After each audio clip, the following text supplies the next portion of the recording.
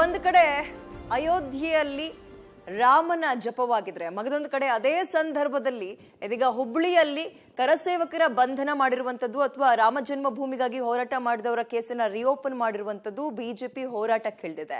ಇವತ್ತು ಕೂಡ ಪ್ರತಿಭಟನೆ ನಡೆಸಿದ್ರು. ಜೊತೆಗೆ ಕಾಂಗ್ರೆಸ್ ಸರ್ಕಾರಕ್ಕೆ ಅಥವಾ ರಾಜ್ಯ ಸರ್ಕಾರಕ್ಕೆ ಒಂದು ಡೆಡ್ಲೈನ್ ಅನ್ನ ಕೂಡ ಕೊಟ್ಟಿದ್ದಾರೆ. ಆ ಗಡುವಿನ ಒಳಗೂ ಕೂಡ ಕೇಸ್ ವಾಪಸ್ ತಗೊಳ್ಳಿಲ್ಲ ಅಂದ್ರೆ ಏನ್ ಮಾಡುತ್ತೆ ಬಿಜೆಪಿಯ ಮುಂದಿನ ಹೋರಾಟ ಏನು? ರಾಮ ಮಂದಿರ ಉದ್ಘಾಟನೆ ಸನಿಹದಲ್ಲೇ ರಾಜಕೀಯ ರಾಡಿ. ಹುಬ್ಬಳ್ಳಿಯಲ್ಲಿ ಕರಸೇವಕ ಅರೆಸ್ಟ್, ಬೀದಿಗಿಳಿದ ಬಿಜೆಪಿ. ಕರಸೇವಕ ಬಿಡುಗಡೆಗೆ ಸರ್ಕಾರಕ್ಕೆ 48 ಗಂಟೆಗಳ ಗಡುವು. ರಾಮ ಜನ್ಮಭೂಮಿ ಹೋರಾಟಗಾರನ ಬಂಧಿಸಿದ ರಾಜ್ಯ ಸರ್ಕಾರದ ಕ್ರಮ ಖಂಡಿಸಿ ಬಿಜೆಪಿ ಇಂದು ರಾಜ್ಯವ್ಯಾಪಿ ಪ್ರತಿಭಟನೆ ನಡೆಸಿದೆ. ಅದರಲ್ಲೂ ಬೆಂಗಳೂರು, ಹುಬ್ಬಳ್ಳಿಯಲ್ಲಿ ಪ್ರತಿಭಟನೆಯ ತೀವ್ರತೆ ಜೋರಿತ್ತು. ಬೆಂಗಳೂರಿನ ಫ್ರೀಡಂ ಪಾರ್ಕ್ನಲ್ಲಿ ನಡೆದ ಪ್ರತಿಭಟನೆಯಲ್ಲಿ ಕೇಸರಿ ನಾಯಕರು ರಾಜ್ಯ ಸರ್ಕಾರದ ವಿರುದ್ಧ ವಾಗ್ದಾಳಿ ನಡೆಸಿದ್ರು. ನಾನು ಕರಸೇವಕ, ನಮ್ಮನ್ನ ಬಂಧಿಸ್ಲಿ ಅಂತ ಸರ್ಕಾರಕ್ಕೆ ಸವಾಲ್ ಹಾಕಿದ್ರು. 48 ಗಂಟೆಗಳಲ್ಲಿ ಕರಸೇವಕರ ಬಿಡುಗಡೆ ಮಾಡದಿದ್ರೆ ಹುಬ್ಬಳ್ಳಿ ಠಾಣೆಗೆ ಮುತ್ತಿಗೆ ಹಾಕುವುದಾಗಿ ಎಚ್ಚರಿಕೆ ನೀಡಿದ್ರು. ಇನ್ಮೇಲೆ ಯಾವ್ಯಾವ ಹಿಂದೂ ಕಾರ್ಯಕರ್ತರ ಮೇಲೆ ಈ ತರ ಹಲ್ಲೆ ಮಾಡ್ತಾರೆ, ಜೈಲಿಗೆ ಹಾಕ್ತಾರೆ, ಅಲ್ಲೆಲ್ಲ ಹೋಗಿ ನಾವು ಪ್ರತಿಭಟನೆ ಮಾಡ್ತೀರಿ, ನ್ಯಾಯ ಕೊಡ್ತೀರಿ. ಯಾರು ಹಿಂದೂ ಕಾರ್ಯಕರ್ತರು ಭಯ ಬೀಳುವಂತ ಅವಶ್ಯಕತೆ ಇಲ್ಲ. ನಿಮ್ ಜೊತೆ ನಾನಿದ್ದೀನಿ, ಇಡೀ ಬಿಜೆಪಿ ಇದೆ, ಇಡೀ ಹಿಂದೂ ಸಮುದಾಯ ಇದೆ. ಯಾರು ಭಯ ಬೀಳಕ್ಕಾಗಲ್ಲ. ಈ ಗೊಡ್ಡು ಬೆದರಿಕೆ ಸಿದ್ದರಾಮಯ್ಯನವ್ರ ಗೊಡ್ಡು ಬೆದರಿಕೆ ಯಾರು ಬೆದರಲ್ಲ. ಇಂಥ 100 ಸಿದ್ದರಾಮಯ್ಯ ಬಂದ್ರೂ ಎದುರಿಸುವಂತ ಶಕ್ತಿ ಹಿಂದೂಗಳಿಗಿದೆ. ಆ ಕೆಲಸವನ್ನ ನಾವು ಮಾಡೇ ಮಾಡ್ತೀರಿ. 48 ಗಂಟೆಗಳ ಒಂದು ಗಡುವನ್ನು ರಾಜ್ಯ ಸರ್ಕಾರಕ್ಕೆ ನೀಡ್ತಾ ಇದ್ದೇವೆ.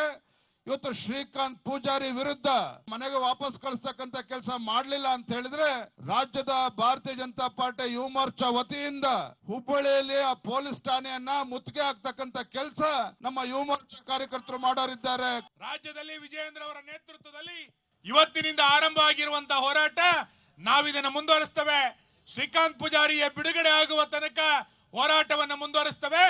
ನಿಮ್ಮೆಲ್ಲರಿಗೂ ಒಂದು ಮಾತು ಹೇಳ್ತೀನಿ, ಇದು ಹೀಗೆ ಮುಂದುವರಿಯಕ್ಕೆ ಬಿಟ್ರೆ ಮುಂದಿನ ದಿನಗಳಲ್ಲಿ ಇನ್ನೂ ಬಹಳಷ್ಟು ಅನಾಹುತಗಳಿರ್ತವೆ.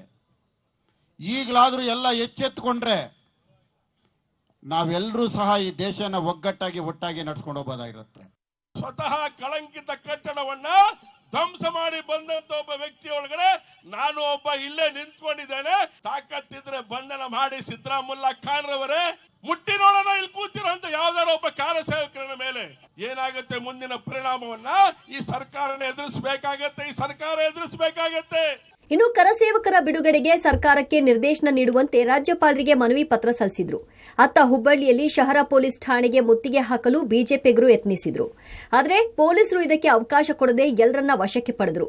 ವಿಶೇಷ ಅಂದ್ರೆ ಉಗ್ರರೂಪಿ ಹನುಮ ಧ್ವಜ ಹಿಡಿಯಲು ವಿಪಕ್ಷ ನಾಯಕ ಅಶೋಕ್ ನಿರಾಕರಿಸಿದ್ರು. ಬಿಜೆಪಿ ಪ್ರತಿಭಟನೆಗೆ ಸಿಎಂ ಕೆಂಡಾಮಂಡಲ, ಕ್ರಿಮಿನಲ್ ಆರೋಪಿ ಪರ ಅಂತ ಕೈ ಕೌಂಟರ್. ಕರಸೇವಕನ ಬಂಧನ ಖಂಡಿಸಿ ಬಿಜೆಪಿ ನಡೆಸಿರುವ ಪ್ರತಿಭಟನೆಗೆ ಸಿಎಂ ಸಿದ್ದರಾಮಯ್ಯ ಕೆಂಡಾಮಂಡಲವಾಗಿದ್ದಾರೆ. ಒಬ್ಬ ಕ್ರಿಮಿನಲ್ ಆರೋಪಿಯನ್ನ ಸಮರ್ಥಿಸುವಂತಹ ದುಸ್ಥಿತಿ ಒಂದು ರಾಷ್ಟ್ರೀಯ ಪಕ್ಷಕ್ಕೆ ಬರಬಾರದಿತ್ತು ಅಂತ ವಾಗ್ದಾಳಿ ನಡೆಸಿದ್ದಾರೆ. ಶ್ರೀಕಾಂತ್ ಪೂಜಾರಿ ವಿಚಾರದಲ್ಲಿ ಗೃಹ ಮಂತ್ರಿಯು ಸಿಎಂ ರೀತಿಯಲ್ಲೇ ಹೇಳಿಕೆ ನೀಡಿದ್ದಾರೆ. ಈ ಬಂಧನ ಸಮರ್ಥಿಸುವ ಭರಾಟೆಯಲ್ಲಿ ಡಿಸಿಎಂ ಡಿಕೆ ಶಿವಕುಮಾರ್ ಬೆಂಗಳೂರು ಹುಬ್ಬಳ್ಳಿ ಗಲಭೆ ಆರೋಪಿಗಳಿಗೆ ಅಮಾಯಕರೆಂಬ ಸರ್ಟಿಫಿಕೇಟ್ ನೀಡಿದ್ದಾರೆ. ಇನ್ನೊಂದು ಹೆಜ್ಜೆ ಮುಂದೆ ಹೋದ ಯತೀಂದ್ರ ಸಿದ್ದರಾಮಯ್ಯ ಬಿಜೆಪಿಯ ಅಂಗ ಸಂಘಟನೆಗಳು ಹಿಂದೂ ದೇಶ ಮಾಡೋಕೆ ಹೊರಟಿದ್ದಾರೆ. ಇದಕ್ಕೆ ಅವಕಾಶ ಮಾಡಿಕೊಟ್ರೆ ನಮ್ಮ ದೇಶ ಕೂಡ ಪಾಕಿಸ್ತಾನ, ಅಫ್ಘಾನಿಸ್ತಾನ ಆಗುತ್ತೆ ಎಂದಿದ್ದಾರೆ.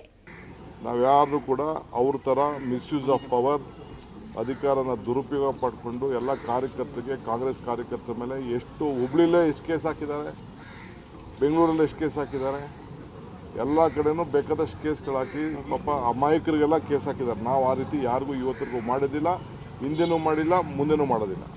ಅವರು ಕರಸೇವಕ ಅಂತ ಎಲ್ಲೂ ಕೂಡ FIRನಲ್ಲಾಗಲಿ ಅಥವಾ ಬೇರೆ ಯಾವುದೇ ಇದರಲ್ಲಿ ಬಂದಿಲ್ಲ.